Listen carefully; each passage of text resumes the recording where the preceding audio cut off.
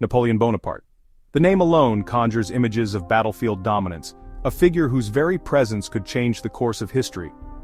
A small man with a towering ambition, he reshaped Europe through the force of his will and military genius. His rise from a relatively obscure Corsican officer to the Emperor of France is a testament to his extraordinary capabilities. His victories were legendary, his enemies often left baffled and broken. From the sands of Egypt to the plains of Europe, Napoleon's campaigns were marked by a series of stunning triumphs that left an indelible mark on military history. How did he achieve such consistent success against larger, more experienced armies? One word: strategy. But it wasn't just any strategy, it was a blend of innovative tactics, psychological warfare, and an uncanny ability to read the battlefield. Napoleon was a master strategist, and at the heart of his success lay a deceptively simple yet devastatingly effective tactic: the central position.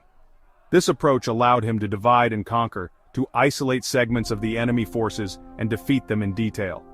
This wasn't just about standing in the middle of a fight. It was about creating opportunities, forcing the enemy into difficult positions, and exploiting every weakness.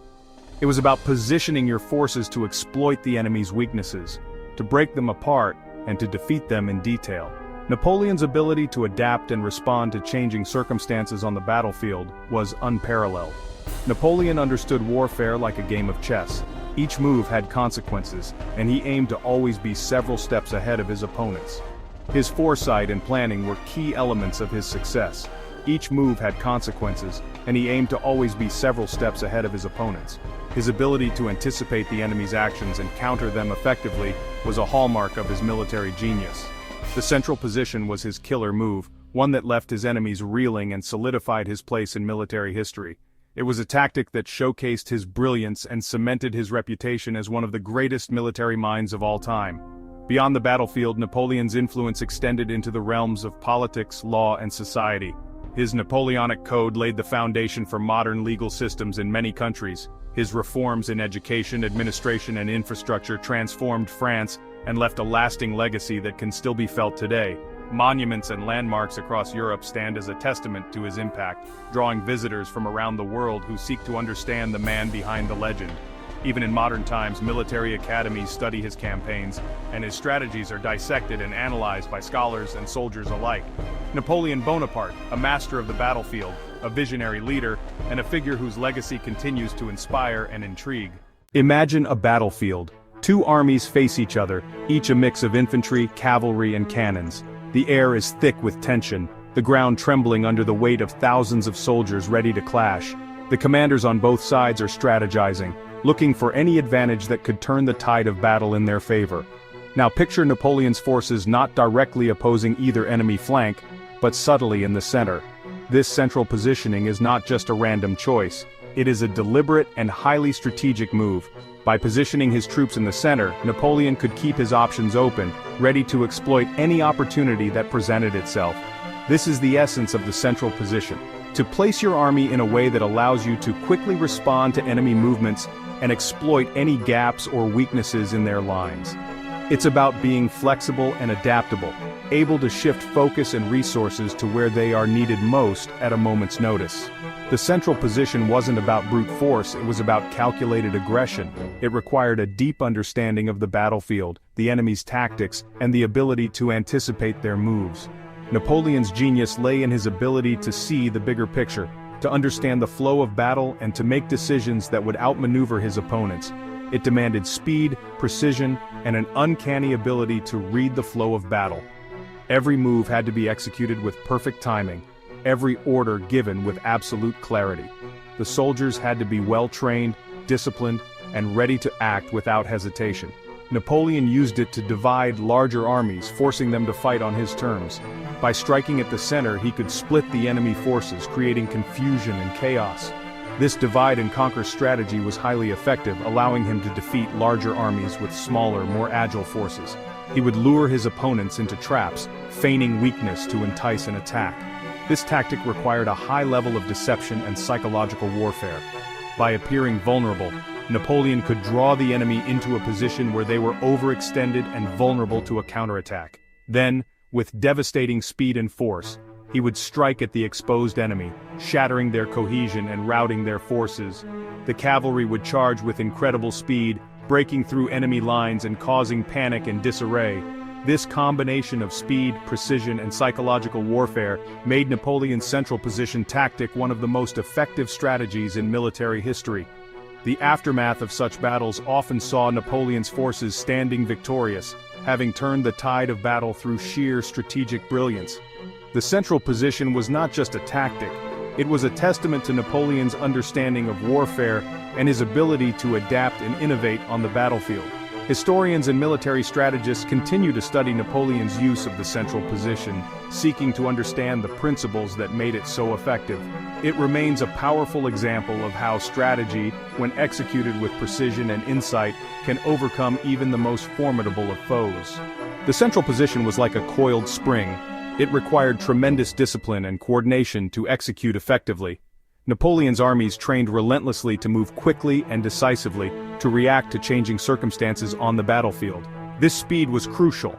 It allowed Napoleon to shift his forces rapidly, reinforcing a threatened point or exploiting an opening before the enemy could react.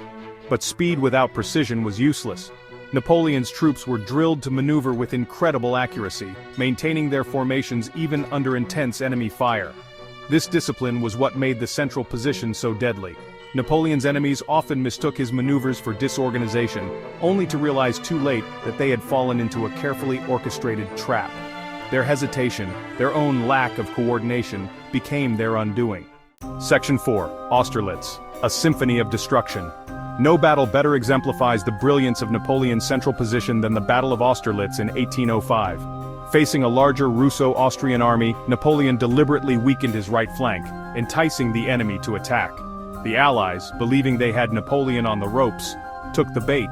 What they didn't realize was that Napoleon had anticipated their every move. As the Allied forces surged forward to attack his seemingly vulnerable flank, they exposed their own center. Napoleon, waiting for this precise moment, unleashed a devastating counterattack. The result was a massacre. The Allied army, caught off guard and outmaneuvered, was routed. Austerlitz became Napoleon's most celebrated victory, a testament to his strategic genius and the effectiveness of the central position. Section 5. Beyond the battlefield. A timeless strategy? The central position wasn't just a military tactic, it was a philosophy of conflict. It was about understanding your strengths and weaknesses, about exploiting your opponent's vulnerabilities, about dictating the terms of engagement. These principles, while born on the battlefields of Europe, have a timeless quality. They can be applied to business negotiations, political campaigns, even personal conflicts. In any situation where two sides are vying for advantage, the principles of the central position can be invaluable. Think about it: identifying your opponent's weaknesses, positioning yourself to exploit those weaknesses, moving swiftly and decisively when the opportunity arises. These are principles that transcend the battlefield. Section 6. Would you be outmaneuvered? So, the next time you find yourself in a difficult situation, whether it's a heated debate or a complex negotiation, remember Napoleon and his central position. Napoleon Bonaparte, one of history's greatest military strategists, often found himself in situations where he had to outthink and outmaneuver his opponents. His ability to maintain a central position allowed him to strike where his enemies were weakest, and to adapt quickly to changing circumstances. Ask yourself, where is the point of leverage? In any conflict, whether on the battlefield or in the boardroom, identifying the point of leverage is crucial. This is the position from which you can exert the most influence, the place where your actions will have the greatest impact.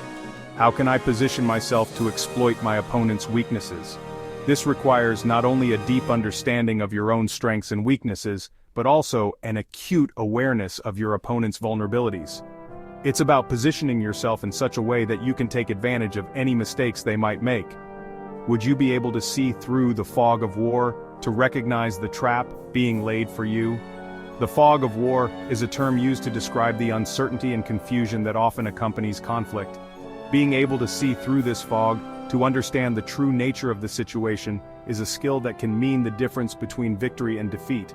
Or would you fall prey to the allure of an easy victory, only to be outmaneuvered by a more cunning opponent? Sometimes, what appears to be an easy victory is actually a trap set by a clever adversary. It's important to remain vigilant and not let your guard down, even when things seem to be going your way. The central position is a reminder that victory often goes to the side that can think several moves ahead, that can adapt to changing circumstances, and that can strike with both precision and overwhelming force. This principle applies not only to military strategy, but to all areas of life. Whether you're negotiating a business deal, competing in a sport, or simply trying to navigate the challenges of everyday life, the ability to think ahead and adapt is key to success. Could you have outmaneuvered Napoleon himself? It's a daunting question, but one that can inspire us to improve our own strategic thinking. By studying the tactics and strategies of great leaders like Napoleon, we can learn valuable lessons that can be applied to our own lives. It's a question worth pondering, for it forces us to confront the limits of our own strategic thinking. It challenges us to think more deeply, to plan more carefully, and to always be prepared for the unexpected. In the end, the ability to outmaneuver an opponent, whether in war or in life, comes down to a combination of knowledge, skill, and the willingness to take calculated risks.